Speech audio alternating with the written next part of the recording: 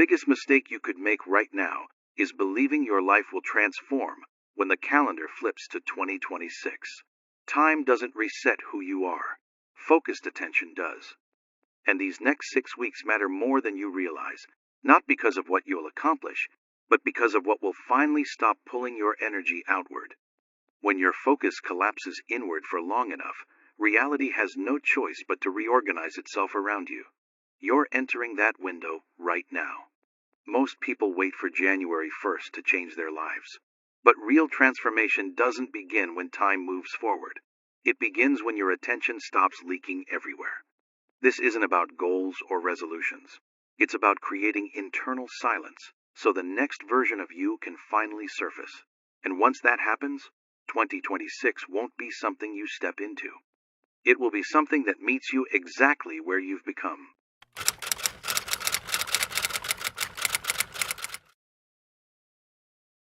The biggest mistake you could make right now is assuming your life will fundamentally change when the year changes. Time doesn't reset identities. Attention does. And the reason the next 6 weeks matter so profoundly isn't because of what you'll do during them. It's because of what will finally stop pulling you outward. When focus collapses inward for long enough, reality has no choice but to reorganize around you. That's the window you're entering right now. Most people think transformation happens when the calendar changes. A new year arrives, a new goal gets set, a new plan takes shape. But real shifts don't begin when time moves forward. They begin when attention stops leaking outward in every direction. And that's exactly why the next 6 weeks matter more than anything you could possibly plan for the next 6 months. Nothing external needs to change yet. No drastic action required. No complete reinvention. What matters now is something far less dramatic and far more powerful. Where your focus goes when no one is watching. Where your energy naturally rests when there's nothing urgent demanding it. That's the signal your system is sending into the quantum field every single day. Manifestation doesn't respond to efforts spread across time. It responds to compression, short windows, where identity stabilizes instead of oscillating constantly. Periods where you stop reacting to the world and allow the internal environment to recalibrate completely. That's what these 6 weeks are fundamentally about. Right now, most people are leaking energy into anticipation, waiting for 2026 to arrive, imagining how different things will be. But waiting is still orientation toward the future. And orientation toward the future keeps identity unresolved in the present. The field can't reorganize around a signal that keeps pointing somewhere else. Focusing on yourself for 6 weeks doesn't mean becoming selfish or disconnected from others. It means becoming coherent. It means removing the constant feedback loops that keep telling you who you should be, what you should want, and how fast things should happen. When those loops quiet down, something interesting occurs. The system begins to reset itself naturally. From a neurological perspective, sustained focus inward changes baseline states dramatically. Attention withdrawal reduces cognitive noise. Emotional regulation improves. Your brain stops running unnecessary simulations about future outcomes. And when the brain stops predicting from anxiety or lack, behavior changes without force. Spiritually, this has always been known as preparation.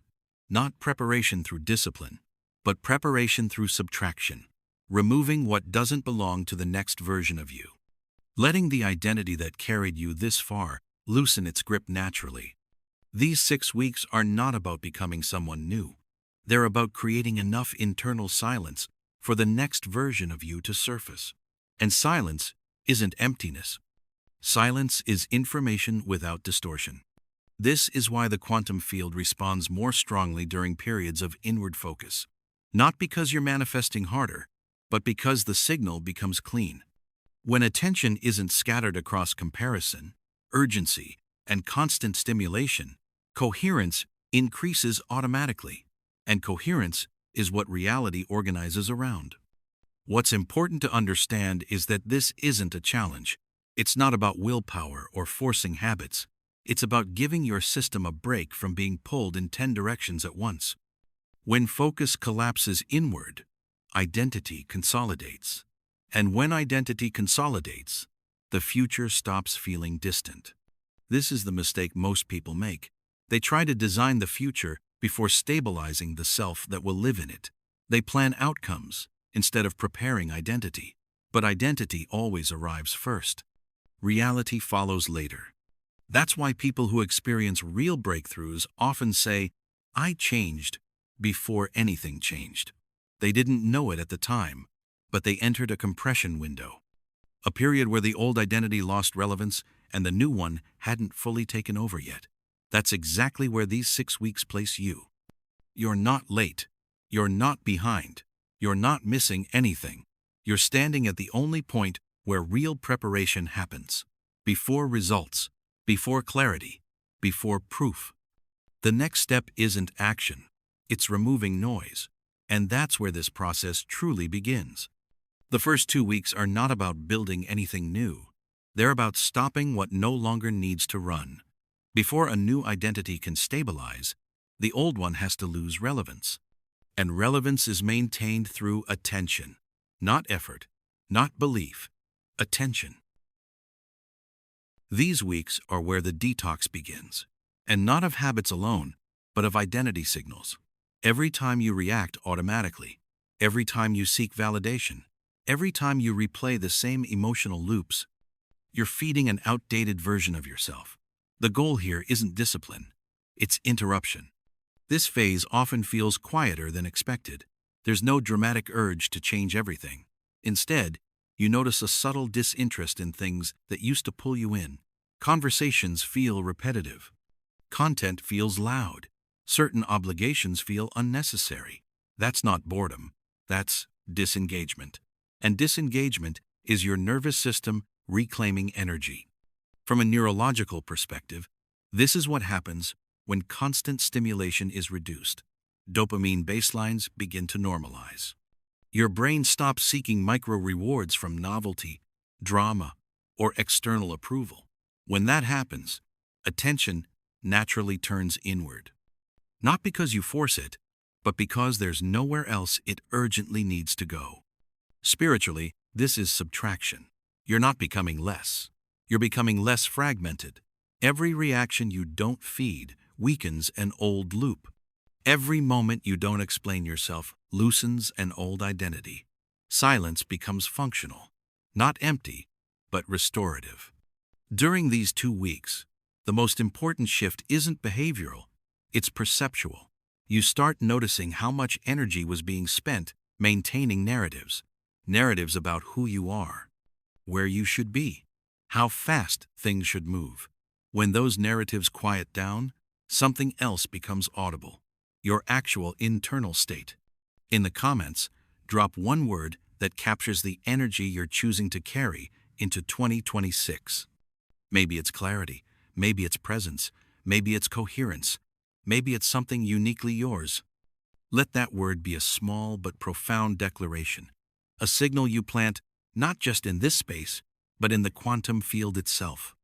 This is also where resistance shows up, not as temptation, but as restlessness. The urge to check, scroll, engage, or distract yourself. That urge isn't desire, it's withdrawal. You're stepping away from external feedback loops that used to regulate your sense of self. Of course, the system reacts. That reaction is part of the detox. The mistake here would be to fight the restlessness. Fighting creates friction. Instead, you observe it. You let it pass without feeding it. And each time you do, the loop weakens. The system learns that silence is safe, that nothing collapses when attention isn't constantly projected outward. These weeks are also when emotional neutrality begins to emerge. Not joy, not sadness, neutrality. And neutrality is powerful because it means you're no longer negotiating with reality. You're not trying to improve it or escape it. You're simply present within it. That presence does something important to the quantum signal you emit. It removes contradiction. When you're no longer simultaneously wanting, fearing, comparing, and anticipating, the field receives a clearer instruction. Not about what you want, but about who you are no longer being. This is why results don't appear yet in this phase, and they're not supposed to. This is preparation, not payoff. You're clearing the interference that would distort what comes next.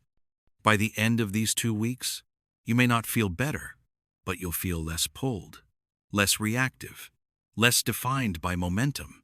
And that subtle shift matters more than motivation ever could.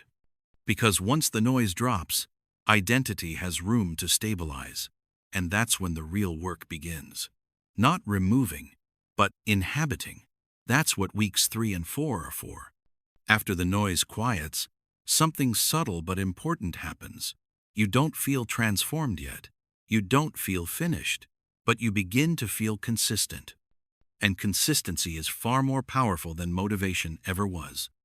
Weeks 3 and 4 are where the new self stops being an idea and starts becoming familiar. Not through affirmations, not through visualization, through repetition without force. Through small, quiet decisions that confirm to your nervous system, this is how I operate now. At this stage, manifestation is no longer about imagining outcomes. It's about inhabiting states. The way you respond to situations, the pace at which you move, the standards you keep without explaining them. These are signals, and they are far louder than words spoken in meditation. From a neurological perspective, this is pattern consolidation.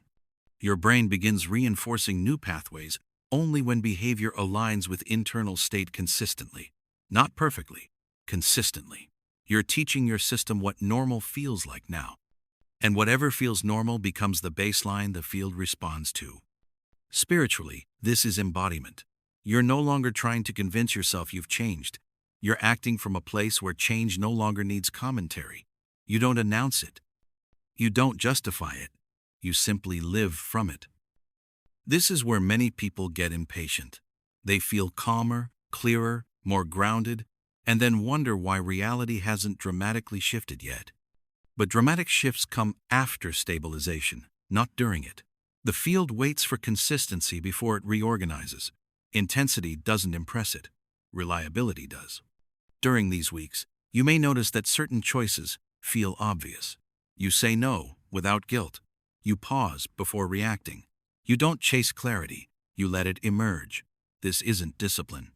It's alignment becoming automatic. There's also a quiet confidence that begins to surface here. Not excitement, not certainty, just a lack of internal debate. You're not asking yourself who you should be in each moment. You already know how to respond. And knowing how to respond removes friction. If this resonates with you, hit subscribe and click the bell icon next to it. Also, join our Manifestation Club on gogetter.au. This isn't just a channel. This is a frequency. If you felt something shift while watching, you're already tuned in. We're not just consuming content here. We're embodying new possibilities. Let's keep growing together. This is also where manifestation becomes less emotional. You're not trying to feel high vibration. You're simply regulated, grounded, present. And presence is the most coherent state the human system can occupy. What's important during weeks 3 and 4 is restraint. Not restraint from action, but restraint from interference. You don't rush outcomes. You don't narrate progress. You don't check whether it's working. Those habits belong to the old identity. The new one doesn't need constant feedback. The quantum field begins registering this stability almost immediately, not necessarily through instant results, but through shifts in timing, access, and opportunity. Things feel less blocked, less resistant, not because you pushed harder, but because nothing inside you is pulling against the direction you're moving. By the end of week 4, you may notice something unexpected. Desire has softened. You still want things, but they don't feel urgent.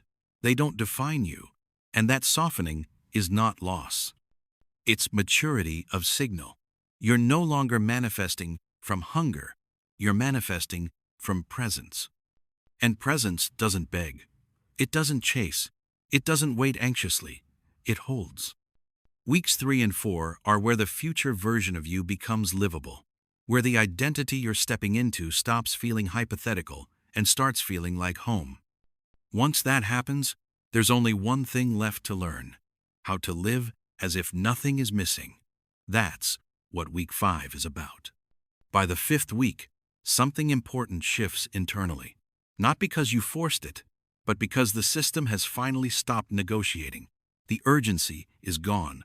The constant checking is gone. And what replaces it isn't excitement, it's sufficiency. A quiet sense that nothing needs to arrive for you to feel complete right now. This is the most misunderstood phase of transformation. Many people panic here because they think they're losing ambition. They wonder if they've stopped wanting too much. But what's actually happening is resolution. Desire hasn't disappeared, it has matured. It no longer controls your emotional state. Living as if nothing is missing doesn't mean pretending you have everything. It means your identity is no longer organized around lack. You're not orienting your attention toward a future moment that needs to save you. You're present, grounded, internally settled. From a neurological perspective, this is baseline regulation. Your nervous system no longer scans for threats or rewards constantly. Cortisol drops. Dopamine stabilizes. Your brain stops treating the future as a problem to solve. And when that happens, perception opens up. You see what's actually available instead of what you're afraid of not having. Spiritually, this is coherence. Your internal state stops oscillating. There's no inner argument pulling you forward or backward. And when the system stops oscillating, the quantum signal becomes clear. Not intense, clear. This is where manifestation accelerates quietly, not because you're doing it right, but because there's no interference left.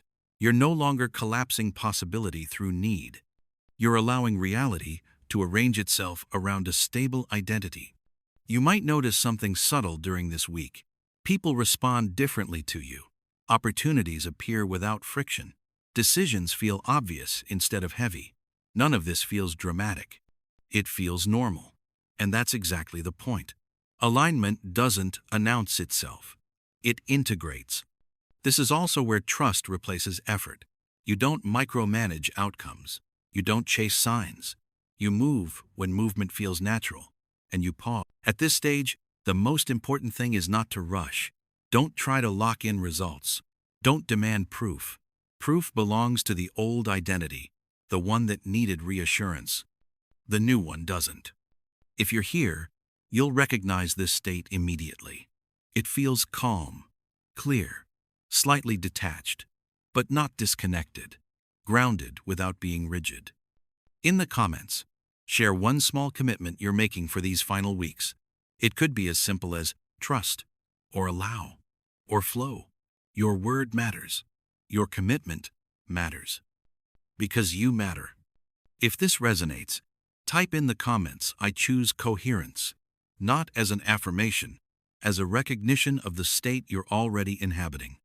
Because when nothing feels missing, the field doesn't need instructions. It responds automatically. And that response doesn't feel like magic. It feels like timing finally catching up to who you've already become. That brings us to the final week. Not a week of action, but a week of space. A week where you stop pushing and let reality catch up. The 6th week is where most people instinctively do the wrong thing. They feel the shift. They sense the change. And then they rush to act, speak, decide, or secure something. As if the moment will disappear if they don't grab it. But this final week is not about movement. It's about space. By now, the internal work has already been done. The noise has quieted. The new identity has stabilized. The sense of lack has dissolved. What remains is alignment. And alignment needs room to translate into form. Reality doesn't reorganize instantly. It reorganizes precisely. And precision requires timing. This week is about allowing the external